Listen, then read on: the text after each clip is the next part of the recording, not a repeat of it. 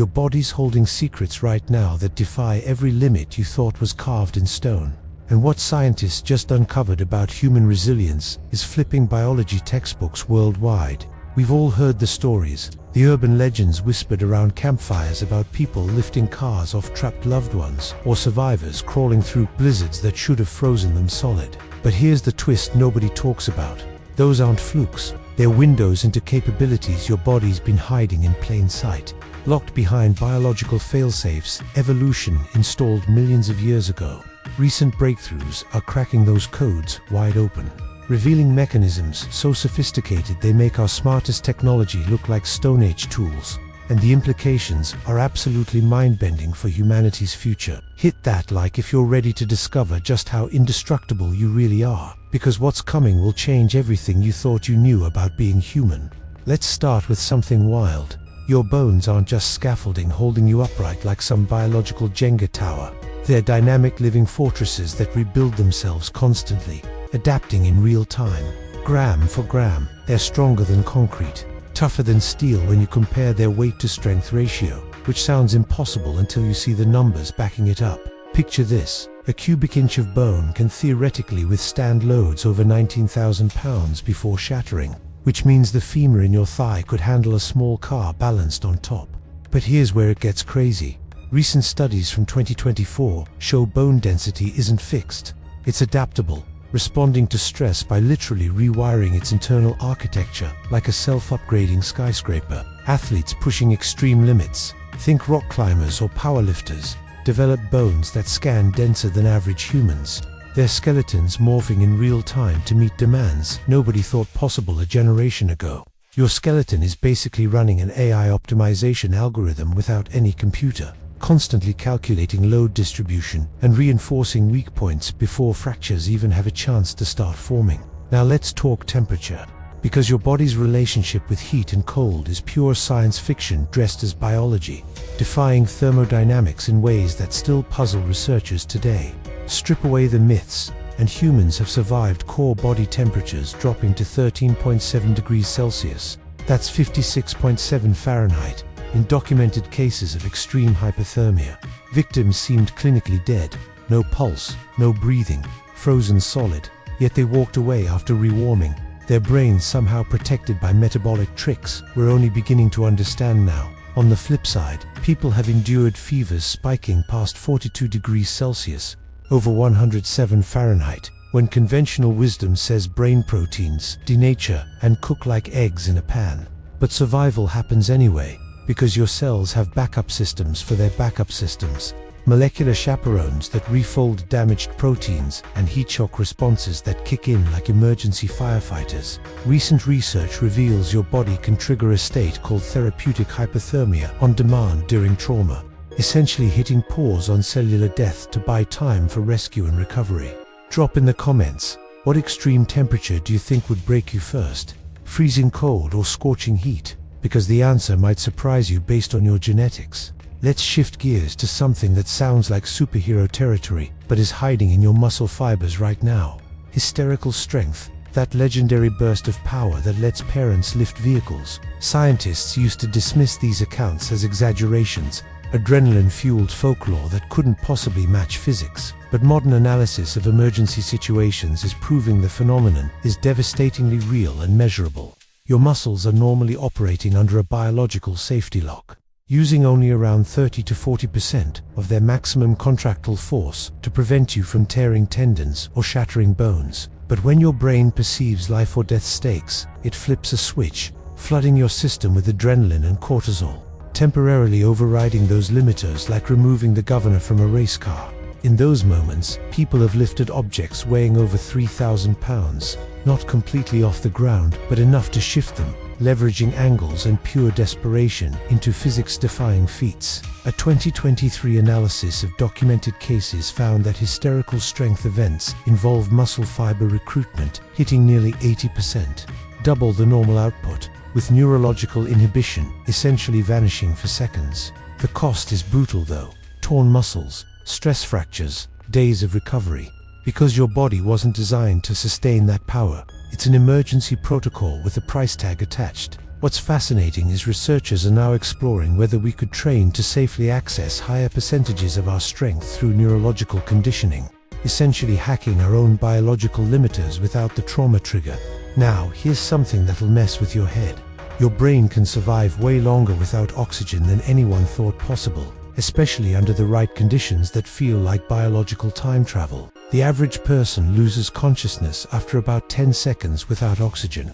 Brain damage starts around 4 to 6 minutes, and death follows shortly after, or so the textbooks claimed for decades. But deep-diving freedivers routinely hold their breath for over 8 minutes, some pushing past 11 minutes, their brains thriving in oxygen deprivation that should trigger massive neural die-off, according to standard models. The secret lies in something called the mammalian dive reflex, an evolutionary leftover from our aquatic ancestors that kicks in when your face hits cold water, slowing your heart and shunting blood to vital organs.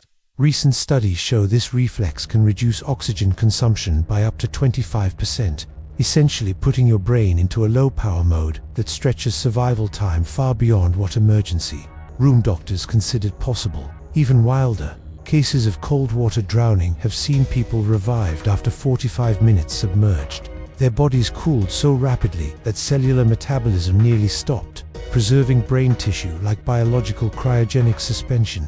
Scientists are now investigating whether we could artificially trigger these protective mechanisms for stroke victims or cardiac arrest patients, buying precious time before permanent damage sets in, potentially revolutionizing emergency medicine. Tag a friend who needs their mind blown by this, because we're just scratching the surface of what your body's capable of when pushed to the absolute edge.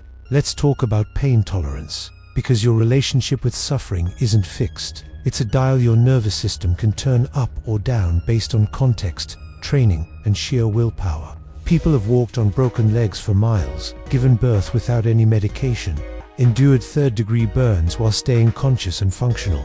Feats that seem impossible until you understand pain's neurological flexibility. Your brain doesn't just receive pain signals passively. It actively interprets and modulates them through descending pathways that can amplify or suppress the sensation based on perceived threat and emotional state. Athletes train themselves to push through pain barriers that would stop untrained people cold, literally rewiring their neural responses through repeated exposure, creating higher thresholds that border on superhuman endurance. A 2024 study on marathon runners found their pain perception drops by nearly 40% during races compared to rest, their brains flooding with endogenous opioids and endocannabinoids that act like natural morphine. But here's the kicker.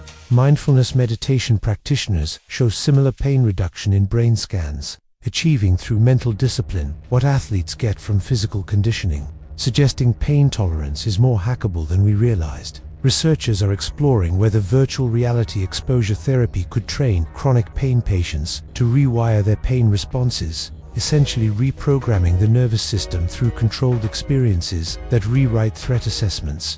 Would you strap into a VR rig to reprogram your pain threshold? Because the tech is already in trials, and the results are looking absolutely game-changing for millions suffering needlessly. Now, let's dive into healing.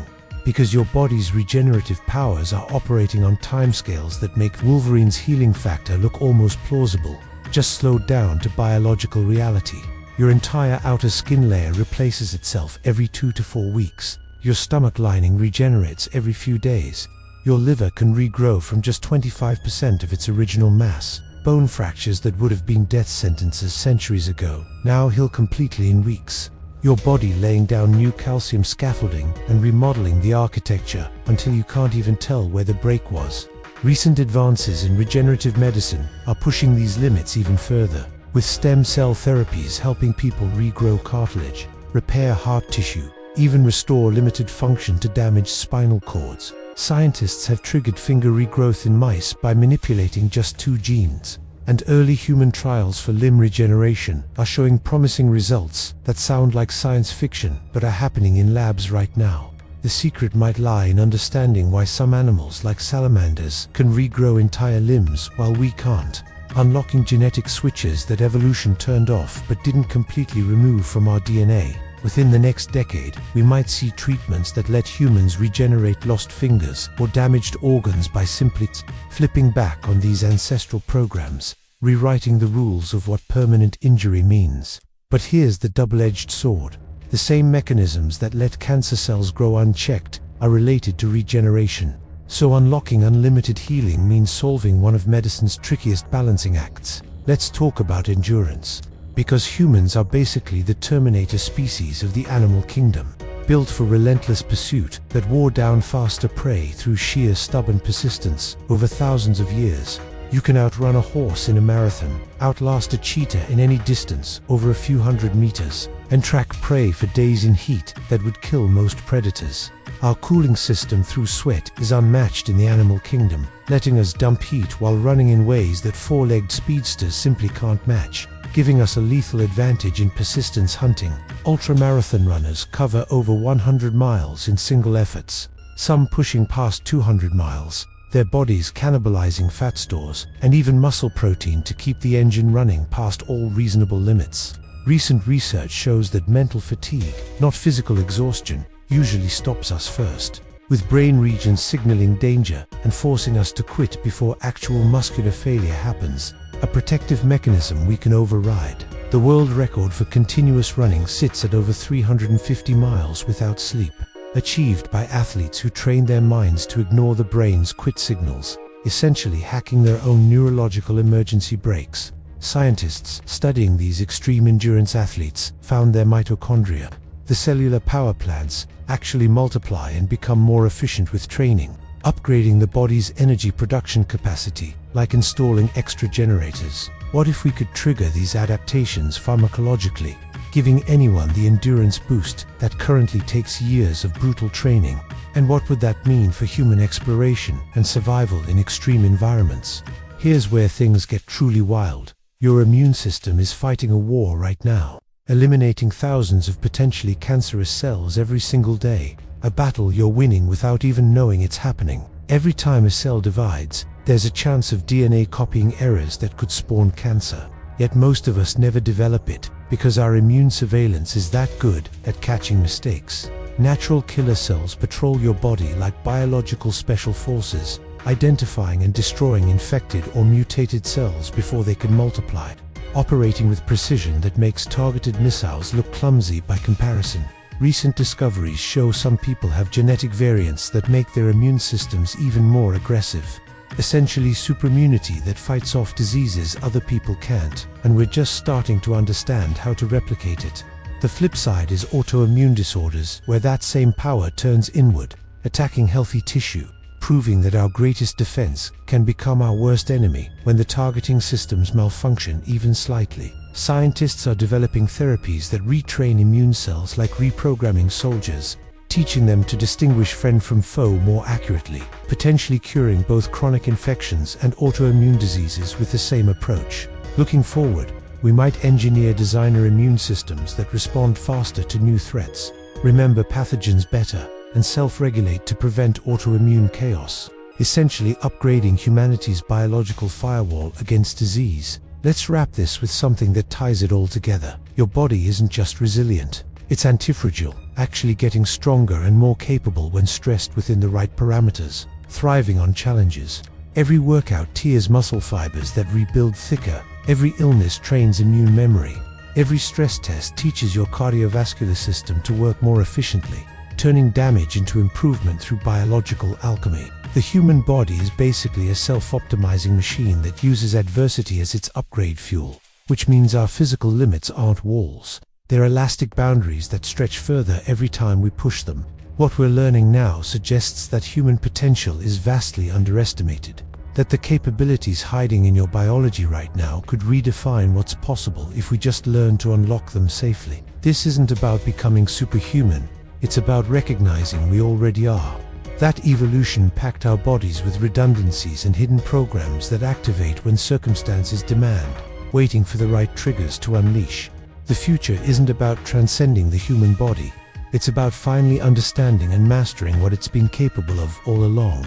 Tools we've carried for millennia without reading the instruction manual. So here's my challenge. Look at your body differently, starting today. Not as something fragile that breaks, but as an almost indestructible marvel that's survived everything evolution threw at it. Smash that subscribe button for more dives into the impossible limits of human capability. Drop your wildest survival story in the comments below, and share this with someone who needs to know just how powerful they really are. Because the truth is, we're all walking around with superpowers we haven't fully tapped yet. And the moment you realize that, everything changes about what you believe you can survive, achieve, and become.